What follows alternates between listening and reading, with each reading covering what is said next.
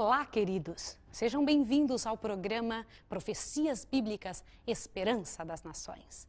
Louvado seja o nome de Deus, porque Ele nos deu a oportunidade de entendermos qual é a vontade dEle para os últimos dias da história da Terra e também nos chamou para essa hora, para fazermos parte desse grupo vitorioso de filhos que Ele vai levar embora para o céu. Vamos orar agora pedindo a Deus que nos ajude a compreender mais uma parte de Sua palavra? Eu quero orar com você agora. Vamos orar. Misericordioso Deus e Pai, bendito seja o Teu nome por nos ter dado a Bíblia. Obrigado pelo privilégio que temos e também termos o Teu Santo Espírito e entendermos as Tuas verdades. Nos ajude a obedecer, Senhor. Em nome de Jesus, que está no lugar santíssimo do santuário celestial, é que eu oro e agradeço. Amém. Vamos abrir a Bíblia novamente em Apocalipse capítulo 12, no final glorioso triunfo que ali é demonstrado para cada um de nós.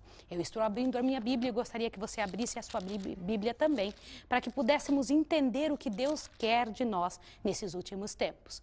Dá uma olhadinha, por favor, em Apocalipse 12, verso 1 e verso 3. Olhe bem. Naquele tempo se levantará Miguel, o grande príncipe, que protege os filhos do teu povo, e haverá um tempo de angústia, qual nunca houve desde que houve nação até aquele tempo. Mas nesse tempo livrar-se-á teu povo todo o que achasse escrito no livro da vida. Agora olhe o verso 3.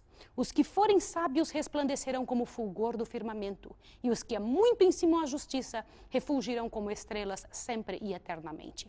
Aqui é mostrado dois grupos de pessoas, pela graça de Deus. Um grupo de pessoas vitoriosos pela graça do Senhor Jesus Cristo, aqueles que serão salvos por Jesus e protegidos por Jesus Cristo, aqueles que vão resplandecer como estrelas para sempre e eternamente, e também um grupo descrito no verso 2. Muitos dos que dormem no pó da terra ressurgirão, uns para a vida eterna e outros para a vergonha e o desprezo eterno. Vamos entender mais claramente o que diz isso, o que é que quer dizer isso, pelas palavras de Jesus Cristo, em Mateus capítulo 24. Você sabia que o último sermão que Jesus Cristo pregou nessa terra, ele pregou segundo o que é descrito nos livros da Bíblia, somente em particular para os seus discípulos?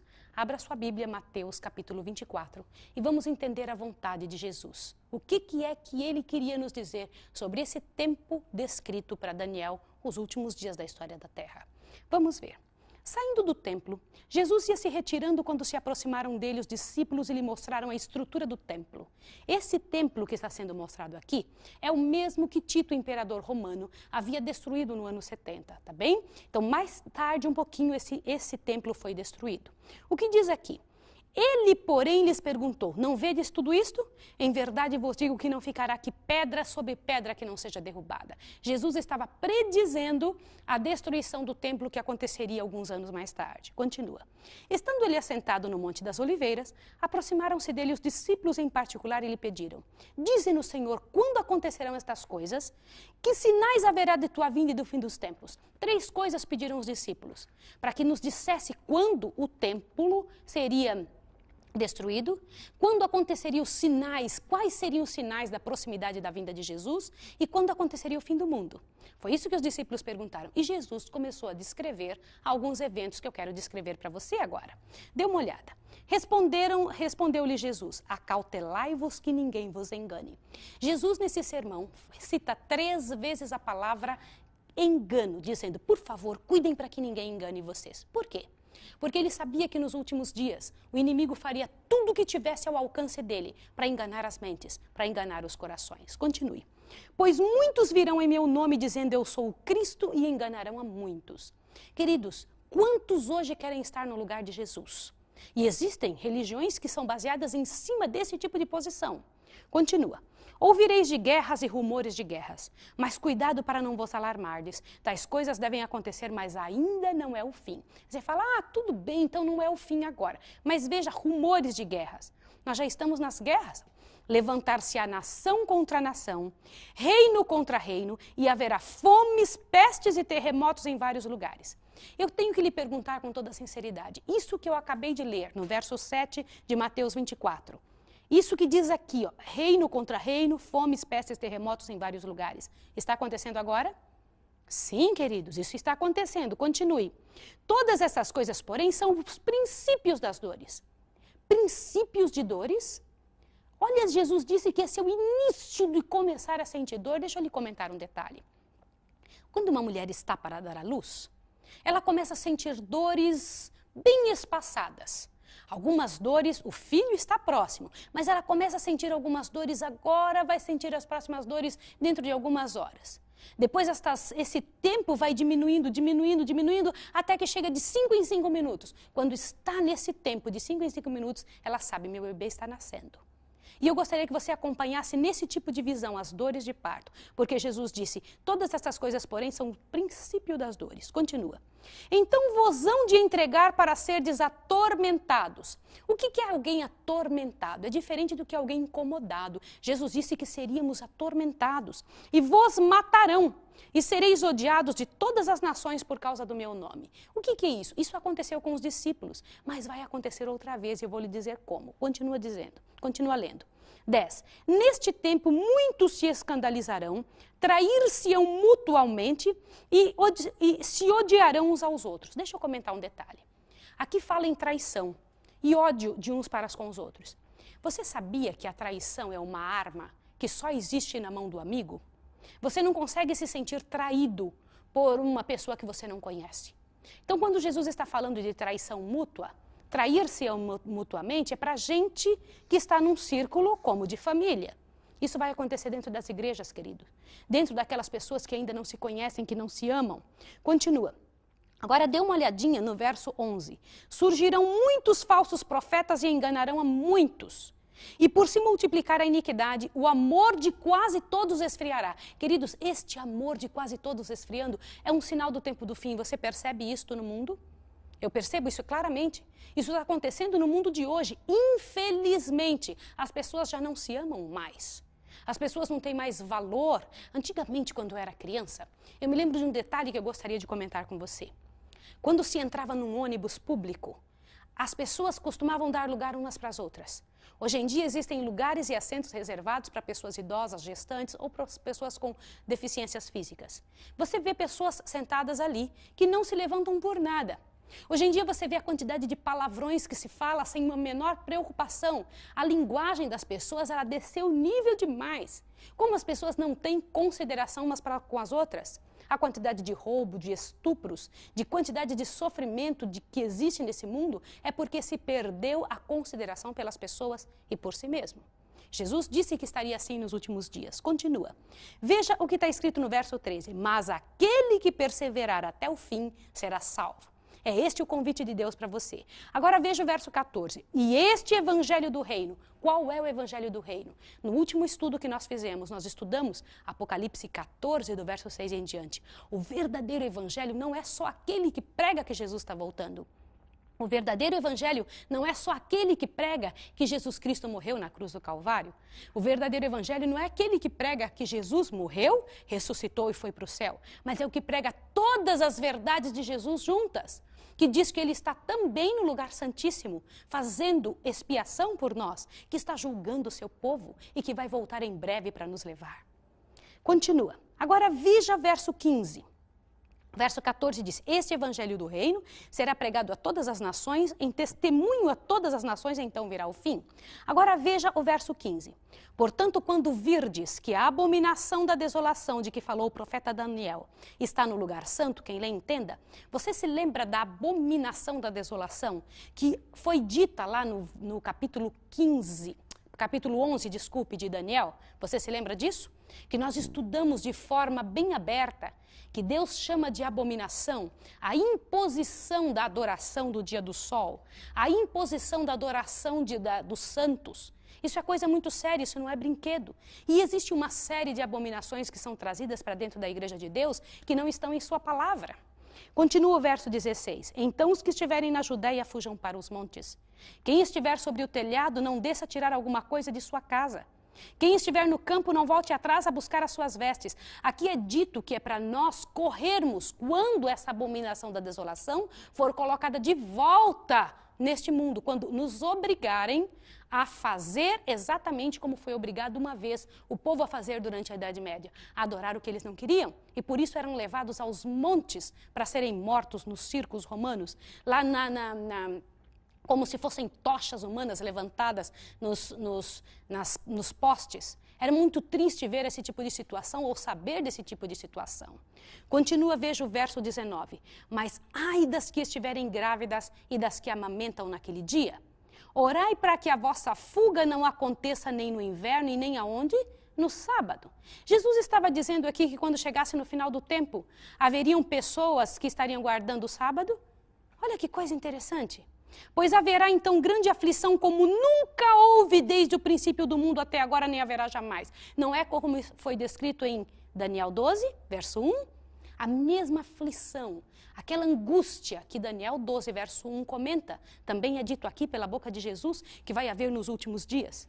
Veja o 22, se aqueles dias não fossem abreviados, nenhuma carne se salvaria, mas por causa dos escolhidos serão abreviados aqueles dias. Então, se alguém vos disser, olhai, o Cristo está aqui ou está ali, não deis crédito, pois surgirão falsos cristos e falsos profetas, e farão tão grandes sinais e maravilhas, que se possível for, enganaria até os escolhidos. Novamente o Senhor Deus fala na palavra de engano. Prestai atenção que eu vos tenho dito. Portanto, se vos disserem, ele está aqui no deserto, ou ali, não saiais. Olhai, ele está no interior da casa, não acrediteis. Pois assim como o relâmpago sai do oriente e vai até o ocidente, assim será na vinda do Filho do Homem. Queridos, isso é tão interessante observar. Jesus deu uma informação sobre os tempos de Noé. Você se lembra de Noé? Ele disse que o nosso mundo estaria como nos dias de Noé. Olha aqui o verso 37 do capítulo 24. Como foi nos dias de Noé, assim será também na vinda do Filho do Homem. Pois antes, como nos dias anteriores ao dilúvio, comiam, bebiam, casavam, davam-se em casamento, até o dia em que Noé entrou na arca.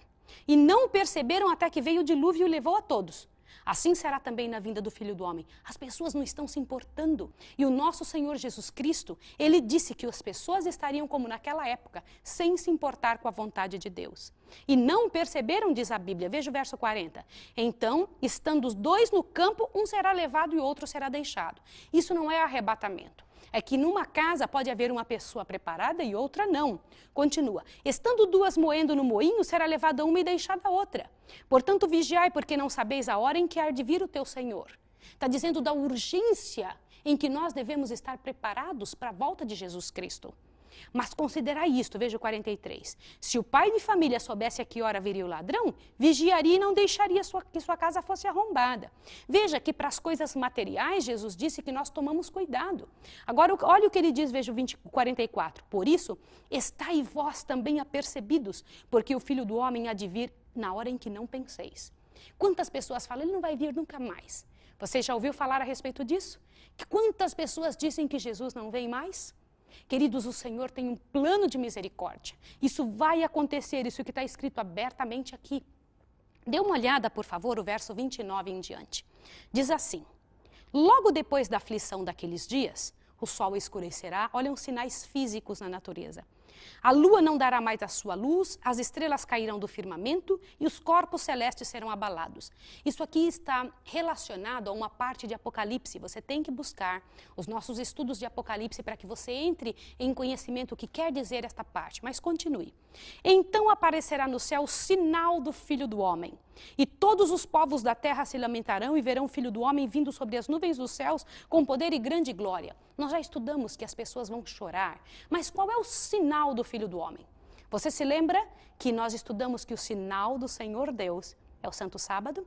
Aquela lei que foi pisada, exatamente o mandamento que foi abolido, a pedra de toque dos últimos dias da história da Terra, o ponto central no qual as nações vão brigar e as religiões vão brigar e que já brigam até hoje, e que há perseguição por causa disso, vai aparecer no céu para que fique claro que aquela lei, aquele mandamento, mostrava quem é o Deus verdadeiro, quem é o Deus criador.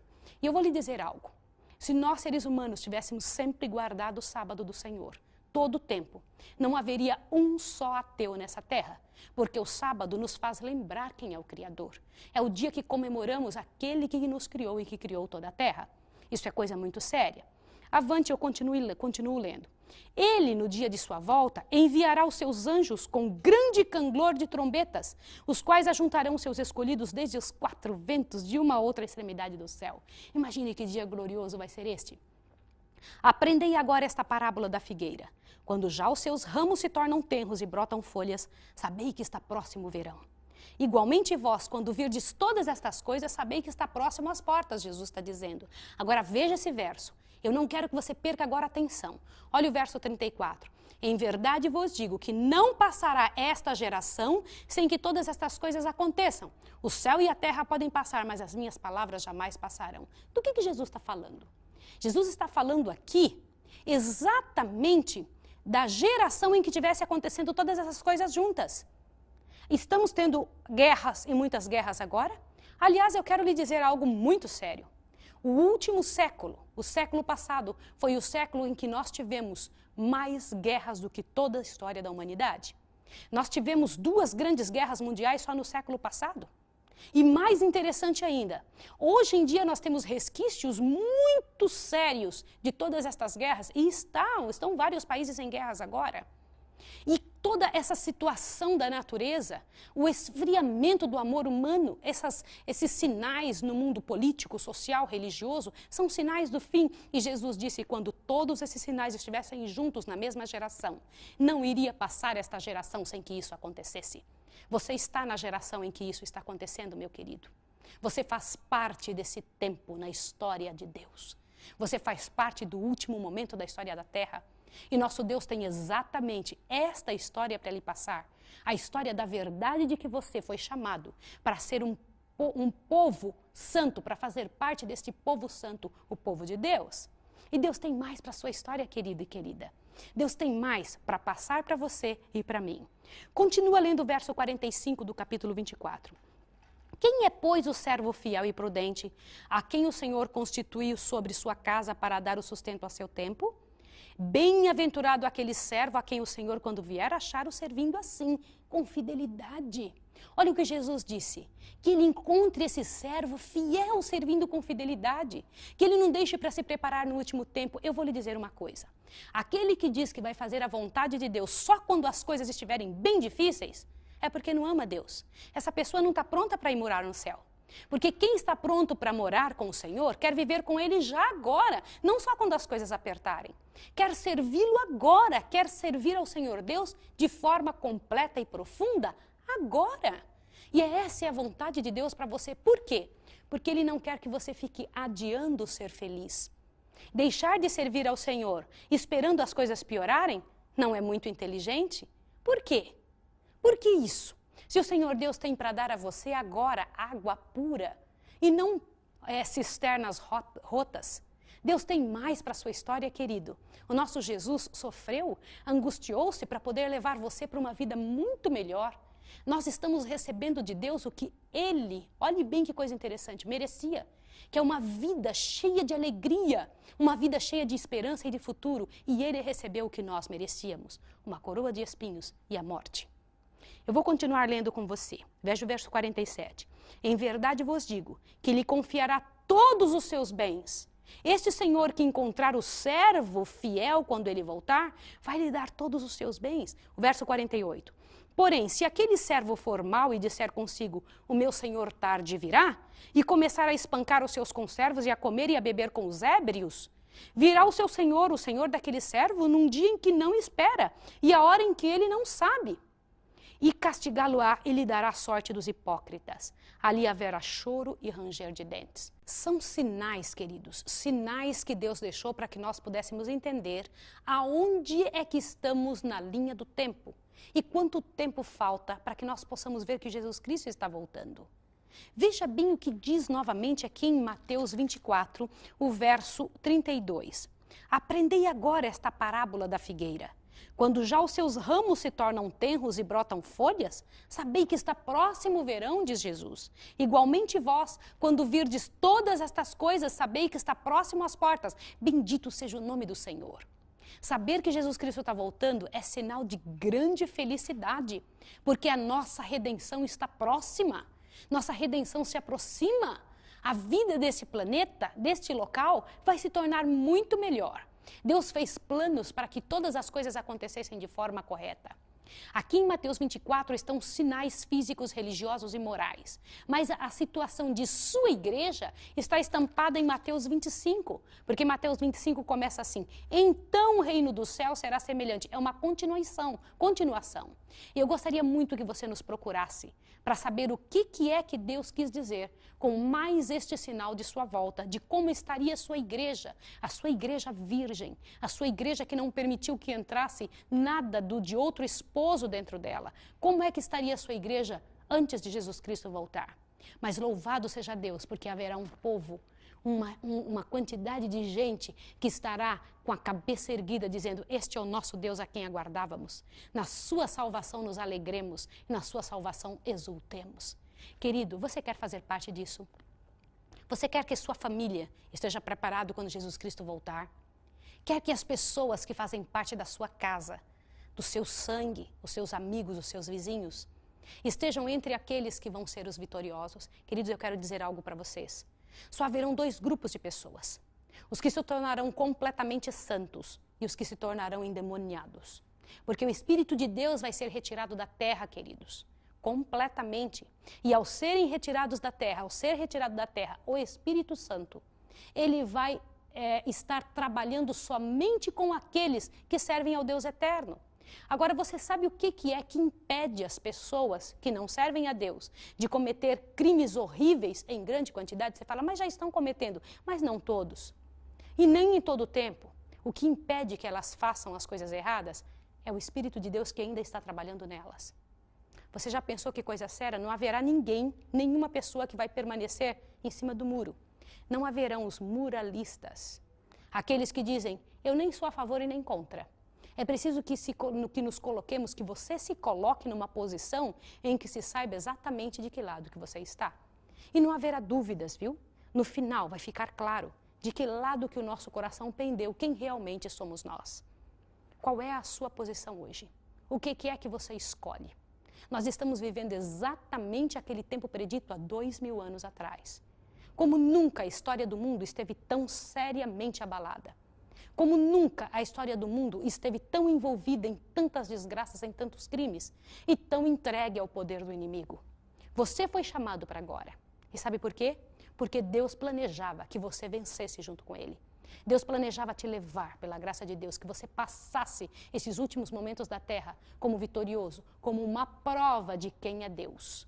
Isso é muito sério. Há uma história sendo contada nos bastidores da vida. E você é protagonista principal. Você está ali no meio daquela situação, vivendo a situação, sendo você um dos elementos chaves da história da Terra. Deus não escolheu Paulo, Moisés, Noé para viverem os últimos dias. Escolheu você, escolheu a mim. Que privilégio, queridos, para vermos Jesus Cristo voltar. Isso é muito grande. Deus tem mais para a sua história e para a sua vida. Eu quero te pedir em nome de Jesus, que você agora tome posse da oração junto comigo. Que peça a Jesus Cristo que te faça um vencedor, que te dê forças para que Deus possa habitar na sua casa e na sua vida, de forma tão real, de forma tão profunda, de forma tão correta e grandiosa, que sobre para toda a história da eternidade contar como foi que Deus salvou a tua história e a sua vida. Eu quero orar com sua família, quero orar com você agora. Quero pedir a Deus que te abençoe, que encha você de esperança, que fortaleça você na paz e na bênção do Senhor Jesus Cristo. Que te faça um vitorioso e vencedor, não somente quando Jesus voltar.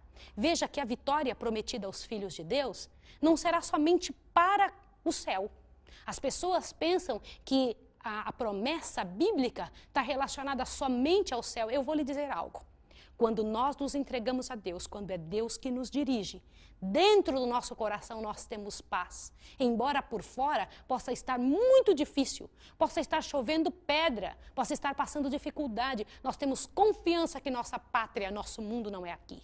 Nós temos a confiança clara que quem nos dirige, quem nos dá esperança, quem está com o nosso futuro em suas mãos é o Senhor Jesus Cristo. E é isso que eu queria que você acreditasse e entendesse. É isso que Deus quer para você. Você é meu irmão, você é gente amada. E eu quero que em nome de Jesus você faça parte do mesmo grupo, do mesmo povo. E só assim o Senhor Deus terá um rebanho e um só pastor. Vamos orar juntos agora? Eu quero orar com você agora. Quero pedir a Deus que te abençoe, que te fortaleça, que te dê forças, que te dê determinação, que faça de você aquele que Jesus Cristo disse neste sermão, onde ele fala que aquele que perseverar até o fim seria salvo. Isso está escrito em Mateus 24, verso 13.